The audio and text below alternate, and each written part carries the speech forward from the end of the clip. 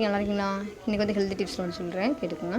நம்ம வந்து எக்ஸ்பிரி ஆனதுன்னு சொல்லுவோம். ஸோ காலாவதி ஆனது அது எதுன்னா, நமக்கு ஏதாவது உணவுப் பொருளாக இருக்கலாம், எதுதான் இருக்கலாம், ஒரு பேக்கெட்டிங்காக இருக்கலாம், பால் பாக்கெட், தயிர் பாக்கெட் எதுனாலும்.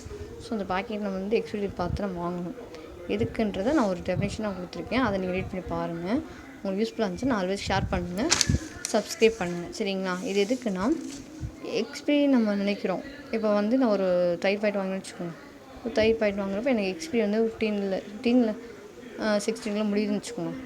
நான் முடிஞ்சிச்சே இருந்தாலும் யூஸ் பண்ணலான்னு பண்ணாதீங்க. அது ஏன்னா அவ்வளோ பெரிய நமக்கு கெடுதல் இருக்குது. நம்ம எக்ஸ்பிரி ஆனதை நம்ம யூஸ் பண்ணோம் அப்படின்னா, நிறைய பேர் படிப்பறிவு இல்லாமல் இருப்பாங்க. ஸோ நிறைய பேர் இருக்காங்க. அவங்க எல்லாத்துக்குமே ஒரு இந்த நியூஸை கண்டிப்பாக சொல்லுங்கள். யார் என்ன வாங்கினாலும் சரி, செக் பண்ணி எந்த பொருளாக இருந்தாலும் வாங்க. ஏன்னா நான் அனுபவத்தில் சொல்கிறேன். எனக்கு எக்ஸ்பிரி ஆனது இப்படி தான் ஒன்று கொடுத்துட்டாங்க கடையிலேருந்து, நான் பார்க்கல. அப்புறம் வீட்டில் வந்து பார்க்க தான் அந்த எக்ஸ்பிரி ஆனதை நான் பார்த்தேன். ஸோ எனக்கே ஷாக் ஆகிடுச்சு, எக்ஸ்பிரிலாம் வித்துட்டுறாங்களே அப்படின்ட்டு. ஸோ அப்புறம் அவங்களுக்கு கொடுத்துட்டேன். அவங்க கவனிக்காமல் கொடுத்துட்டேன்ட்டாங்க. அதில் அவங்க எக்ஸ்சேஞ்ச் பண்ணிக்கிட்டாங்க. ஸோ அந்த மாதிரி. ஆனால் நீங்கள் யாராக இருந்தாலும் என்ன பொருள் வாங்கினாலும் எக்ஸ்பிரி பார்த்து வாங்க, ஓகேங்களா? இது இதனால் என்ன ப்ராப்ளம் வருன்றதை நான் ஒரு சின்ன பேப்பர்ஸாக கொடுத்துருக்கேன், அதை நோட் பண்ணி பாருங்கள். நோட்ஸ் கொடுத்து அதை பாருங்கள்.